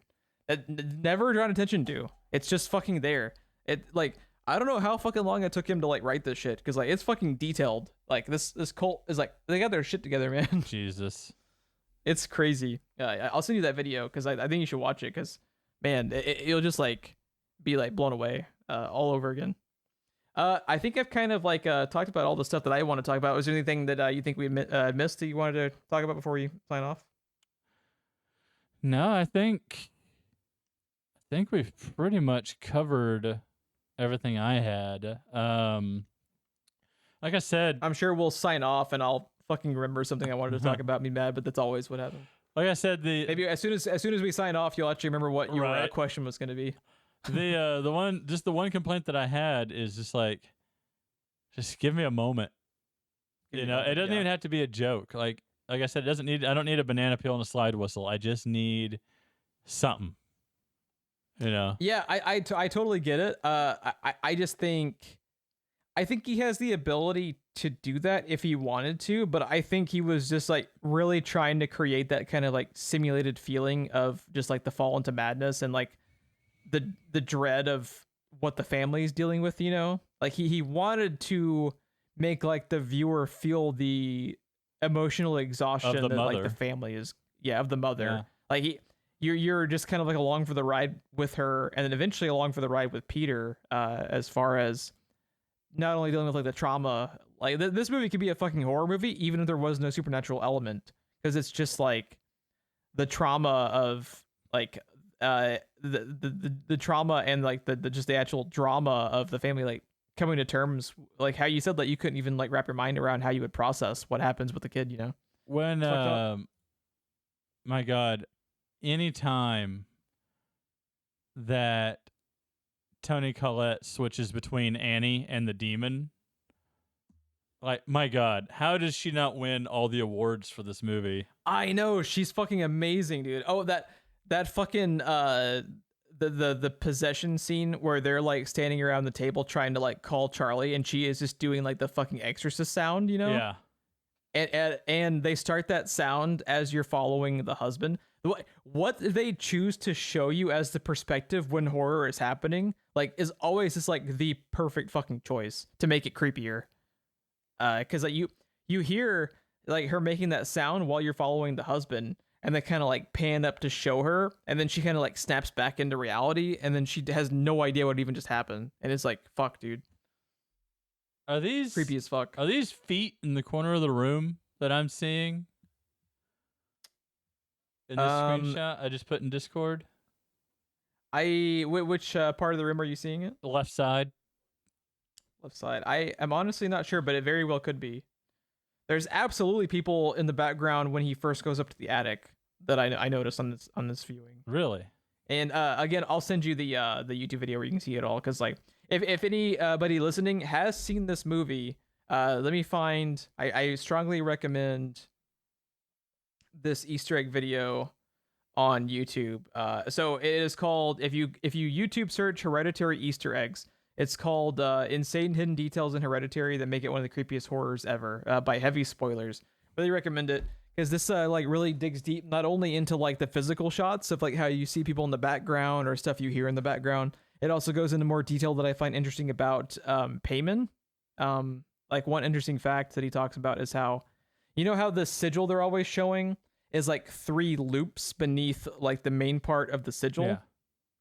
The 3 loops is actually a callback to how Payman, the actual god, was always carrying around 3 heads. Oh, wow. That is why there have to be multiple decapitations. There has to be 3 decapitations to fully complete the ritual, because that is a Payman callback. Huh. Really cool stuff. That again is like never fucking talked about, but like Ari Aster is just a nut job that like did all of this like research into this fucking pagan god. And it's kind of awesome. It's like, I love stuff like that where it is like very fucking Dark Souls. There's all of that shit that is completely just like fucking missable. And it's just all right there. You can dig in as much as you want or as little as you want. And you still have like the root character drama and like the performances and the artistry of the cinematography and the music. And yeah, I just think this movie is like fucking incredible. And it is kind of like renowned in like horror movie circles, but I feel like it's kind of sad that more people don't really talk about this, because it had like a good like critical reception and it did like okay at the box office, but I don't feel like this movie got like enough recognition for just how good it is. The horror movie people that are going to watch every horror movie regardless watched it, but none of the general public really, right? Is that what you're saying? Yeah.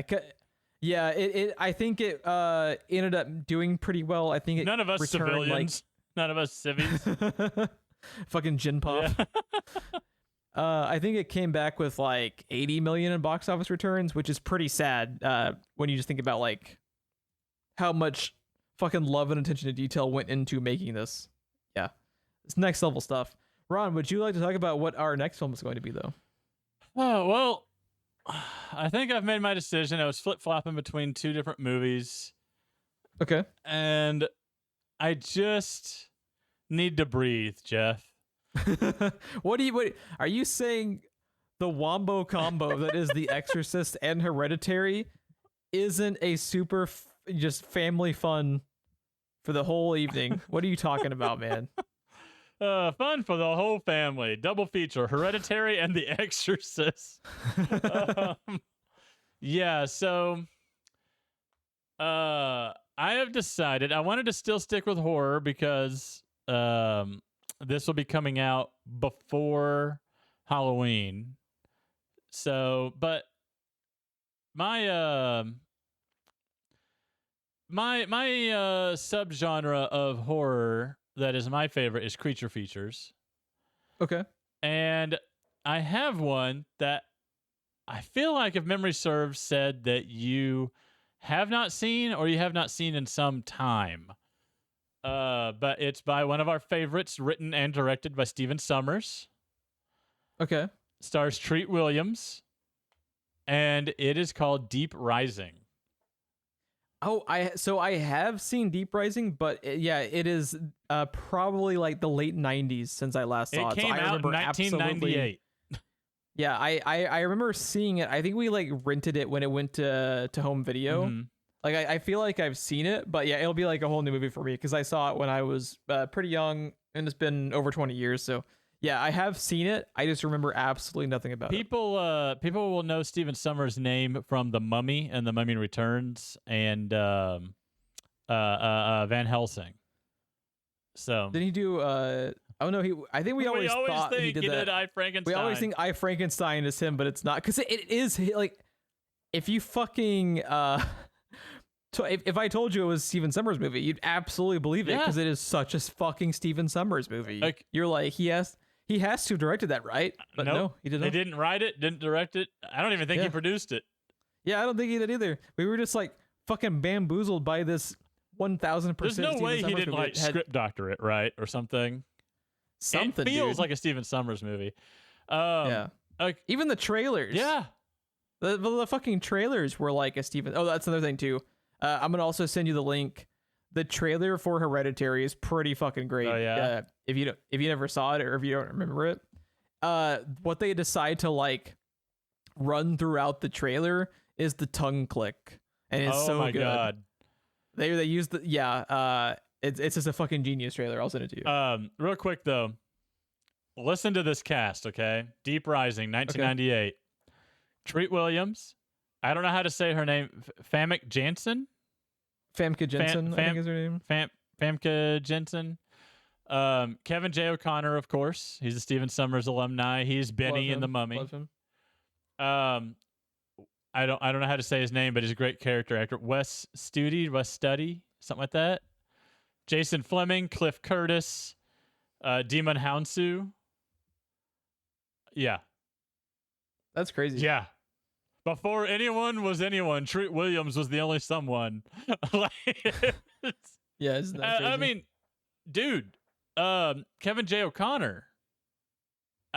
This is before The Mummy. He wasn't Benny yet.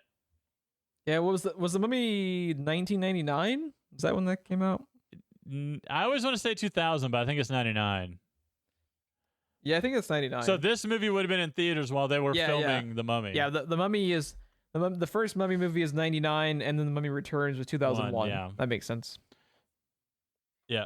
Well, there you go. So, what specifically about that one made you want to pick it? Obviously, we'll go into more detail at the beginning of the next episode. I was just curious, like, because I know you are a massive creature feature fan, like you mentioned.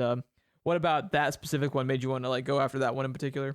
I like the way the movie unfolds with revealing the creature in the movie. Okay. And I like the way it's kind of. So Stephen Sommers does that thing he does where it's kind of schlocky, but also like really well treated. You know what I mean? No pun intended with Treat Williams being in it. It's like his movies are like schlocky, but like endearing at the same time. They have that schlocky fun to them. But like, if you stop and think about The Mummy, like it's action, adventure, comedy. It's schlock, but at the same time, that movie has, oddly enough, a lot of heart to it. It does. Like yeah. it's a love story between 4 different characters. Yeah, like I think one like real difference in what makes it more like heartwarming and everything is you actually give a shit about the characters. Usually in creature features, the characters are just like a byproduct. Mm-hmm. You know, they're just there just to kind of like push the story along. But like, especially in The Mummy, like I love those characters. They're great characters. Yeah, like yeah. The characters are yeah. what make his movies, and they're people and not archetypes. Exactly. And there's one more thing that I think you're gonna really enjoy about this, Jeff. This movie, I'll be the judge of that. This movie is a creature feature, but it takes place on a derelict ship in the middle of the ocean. I'm always a sucker for that. There's man. nowhere to go. Always. Where the fuck are you going to go? How do you get away from it? You know, they are. I think they're illegally an illegal salvage crew or something, okay. and they pull up. It sounds right. Next to this thing to salvage it, and if memory is serving, I haven't seen this movie in 20 years. This has been a real throwback to me, the movies I've been picking. They're all 20, 25 years since I've seen them lately. Yeah, because you hadn't seen The Exorcist in a long time, too, Not right? in a long time. I knew it was a safe pick, though, because that movie is fucking incredible. Yeah, well, like literally one of the best movies ever made. Yeah. But yeah, no, this movie is one of those that people either love it, they like it ironically, or they just think it's a straight up bad movie. I really like this movie because I think it's got a lot going on. It's Stephen Sommers. I'll watch anything Stephen Sommers does. I like Treat Williams. He's probably mostly known for The Substitute 2, 3, 4, and there might have been a 5. Substitute 2 is fucking amazing, by the way. But yeah, and then just like I'm surprised you haven't picked those for the podcast yet, because I know you've talked those up to me.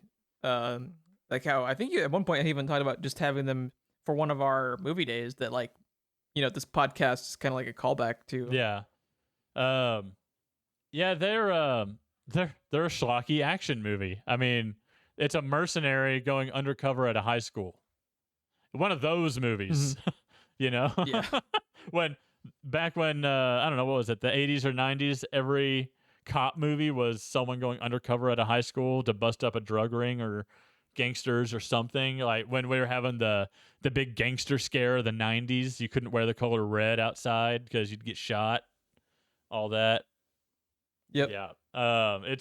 They're those movies, but the first one is Berenger.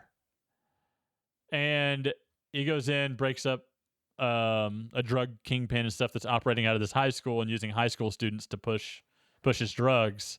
And then Substitute 2, the thing that's amazing about it is I always love when we handle a character change, but still want to keep it in the vein. So it is a different character, not just a different actor playing the same guy. Right. Treat Williams is Berenger's brother, and someone has killed Berenger in between movies. And he wants to fucking know. I think Berenger might actually be a cop, and Treat Williams is a mercenary that's on like a personal mission to figure out who the fuck killed his brother. That's pretty cool. Yeah, I like that. That just from like a concept. Yeah, you're changing the character, you're changing the backstory, you're changing everything about the movie, but it still fits within the series. And then everything after that is just the adventures of Treat Williams. But that second movie, mercenaries do what they do for money, right? They don't believe in something. They do what they do for money. So if you piss off one and he's coming after you, like what's gonna hold him back? What's gonna stop him? It's not like he has any values or morals that's gonna stop him. He's a goddamn mercenary. Yeah. So, you know, I always love a good revenge tale with a mercenary. Yeah. Die Hard 3. It's definitely cool. So, you know. Yeah. Yeah, it's definitely definitely up my But now alley. that I've talked so much about Substitute, Deep Rising. Yeah, Deep Rising, yeah. Deep Rising, I looked it up. I couldn't find it on Netflix or Stars or anything like that. It was just available for rent on all the usual places. $3.99 Okay. on Apple, Prime, Amazon. Well, Amazon is Prime, but you know what I mean. Yeah. All the usual places, $3.99 for HD. Gotcha. Unless you have some of the services that I don't have or have ever heard of. Thank you, Just Watch. Yeah, it's apparently available to stream on Hoopla. For all 8 people that have Hoopla. Yeah. I have Hoopla. You have what the fuck is on Hoopla? I've never even heard of Hoopla. Hoopla, I tried to sell you on a while back. You just go get a digital library card from your local library. Oh, that's what that is. Oh, okay. Yeah. So I do know what it is. I just didn't remember the name. Yeah, Okay. there's a few of those. They are an independent service that libraries opt into, I assume for a fee, and then you just use your library card. That's where Hoopla is where I was reading Immortal Hulk. I read like the first 30 issues of Immortal Hulk and then forgot about Immortal Hulk, and now I need to start over because I think it finally finished. That's the fucking worst, especially with comics because they're so short. That fucking plot line is just razor thin as far as sticking in your brain. I was reading them as they came out for free on my iPad. Yeah. Like I read like 100 issues of the Walking Dead comic, and outside of the major plot lines, I couldn't fucking tell you a damn thing that happened because it just goes into your brain. It's like fucking like studying for a fucking test in high school. Yeah. It's in there for like 6 hours and it's fucking gone. Right.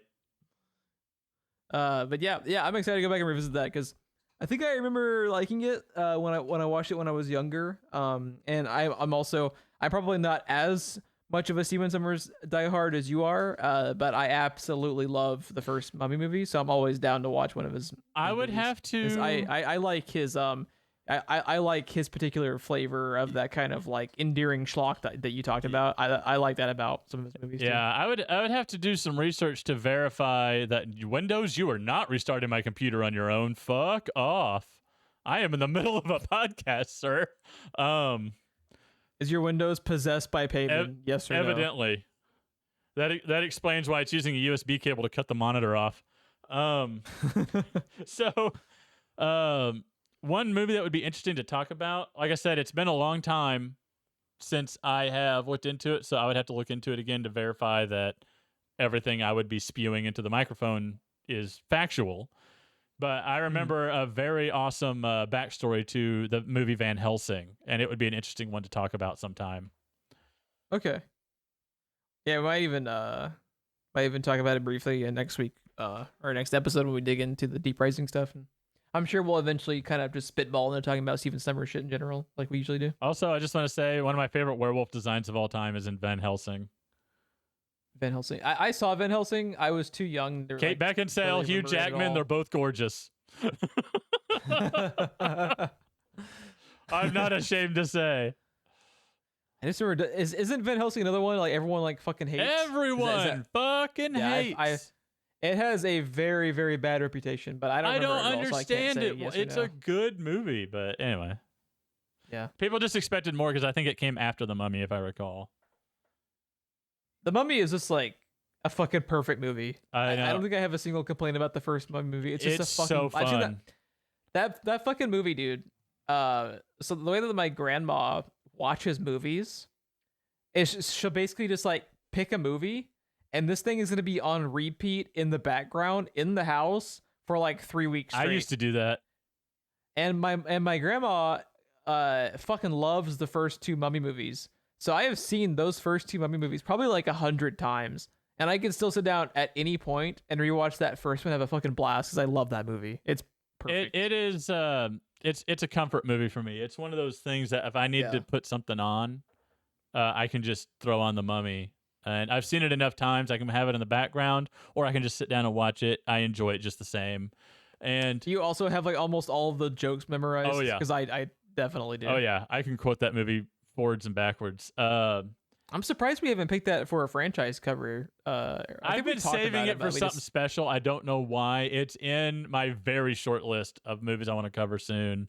And one hill that I will die on is if The Mummy, in my mind, is a perfect 10, then The Mummy Returns is like a 9.7. To me, that is one of the few examples of a sequel that is remarkably close to the experience of the first movie. I felt it would make for when I walked out of the The Mummy Returns, I was just as happy as when I walked out of The Mummy the first time. Yeah, I definitely like it. I don't hold the second one in as high of a standard as the first one is. I think the first one is just like it's a very like very specific movie as far as I don't really think there's a lot of like stuff I would cut out of it. Like it seems like very, very tightly constructed, and I think the second one is a little bit like haphazard as far as like the second half of the movie. I think is kind of like paced a little bit weird when I think the first Mummy movie is just like paced like immaculately. But again, it would make for it comes down to pick and nits usually in the second movie though. I definitely like one reason why I hold it so high is think about all the movies you've ever seen. That the first one is incredible because it's obviously one of those ideas that's been in the back of the writer's mind forever.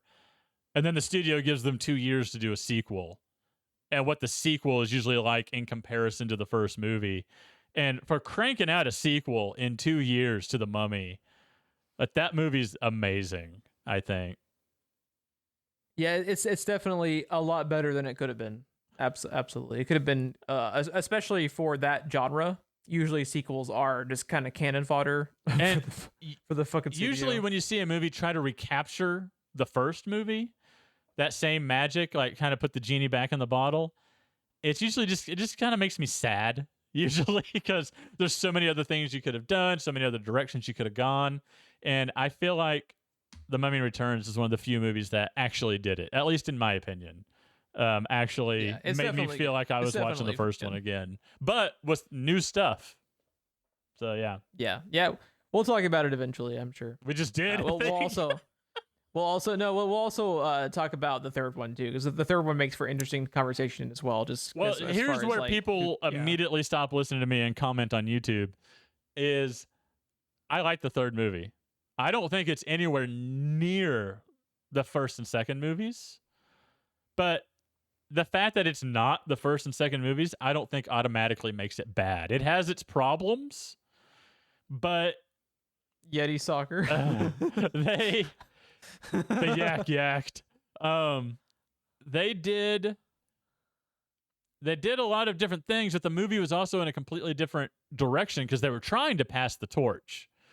Yeah. And they were trying to almost never a good idea, by the way. That is almost like a podcast to its own. Yeah. Well, I mean, its fatal flaw is it was trying to pass the torch to someone else, and then in the third act, it brought those characters back and reminded us why we love those characters so much. And then I don't care about passing the torch anymore.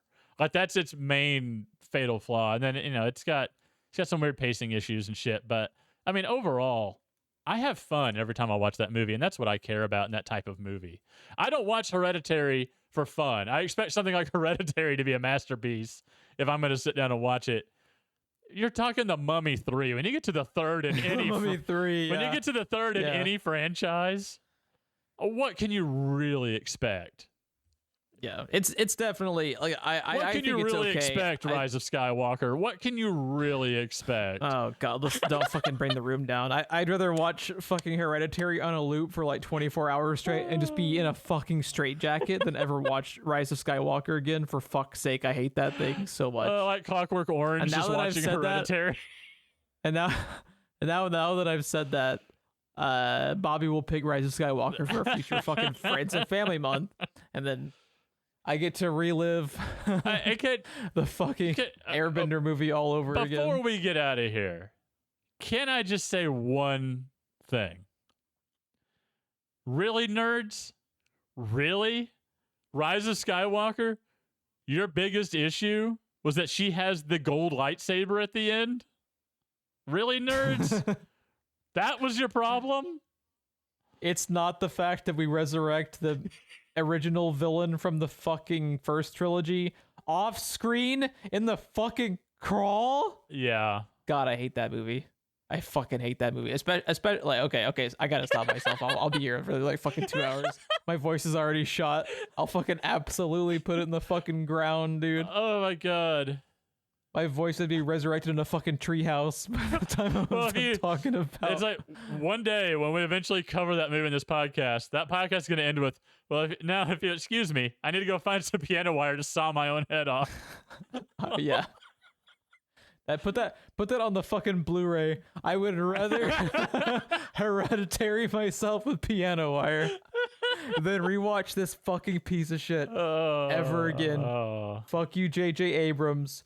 You thought it was a good idea hiring the fucking hack that wrote Batman v Superman: Dawn of Justice to write the screenplay, and we thought it was gonna work out.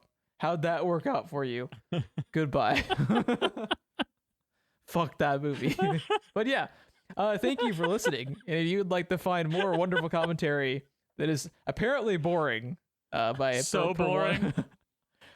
That is also just like something I would find hilarious on a Blu-ray is the little review, like the little like snippet from a fucking critic is just one word: boring. Period. End of quote. That would also be really funny to see. That is something that you would see. Like, I feel like James Gunn would put that on like one of his Blu-rays or something, just to be a fucking troll. Yeah. If you'd like to follow us more, we're on Twitter at SPR Filmcast. Any ratings or reviews you can give us on whatever platform you found us on is always helpful. Ron, are all of the uploads on YouTube now, or is it still like uploading them? Nope, like sporadically? Everything is there. We're all caught up.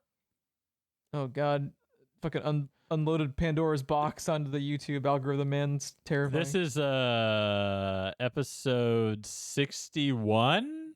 So that makes, with our introduction on there, that'll be 62 episodes on the YouTubes. Do we have the I know you talked about how it was going to be like youtube.com/screenplay They rewind. haven't rolled it out yet. Oh, they haven't rolled out the handles yet? Okay. I was curious. They're taking a month to slowly roll it out to everybody. So my personal YouTube channel that I just spend all my time watching Lobos Jr. on, I can do it there, where I don't post things. But I cannot do it on Screenplay Rewind yet or my Ron Sense channel. Okay. So eventually it'll be what, youtube.com/screenplay rewind to find us? Yeah, I'm going to try to if Screenplay Rewind's available, I'm going to try to get that. If not, I'll try to match our Twitter, the SPR Filmcast. Yeah, okay. And I think if you just go to YouTube and also just search Screenplay Rewind, it comes up. If you just type in Screenplay Rewind, it's the first thing that pops up. Yeah. There you go. So yeah, another place you can find us. And we now have a live stream platform. If we want to do any live streams or video content, we have a place to do that now. Nice.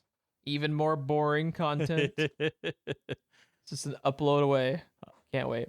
Yeah. I really want to send that guy just the link to There Will Be Expletives. Like, oh yeah, you think this is bad? You ain't fucking seen nothing yet, dude. If you think this is bad, you're going to be fucking hereditarying yourself in a treehouse with piano wire after you watch this fucking original shit we did. Oh, man. No, he commented on Buster Scruggs, so he'll just be like slowly rising to the heavens, singing a song and playing a harp. He'll go to the fucking comments of There Will Be Expletives and Bobby's just waiting first time. Oh, shit. On that note, dude. That's perfect. Yeah, on that note. Thanks, everyone, for listening, and have a good night. Oh, my Jesus.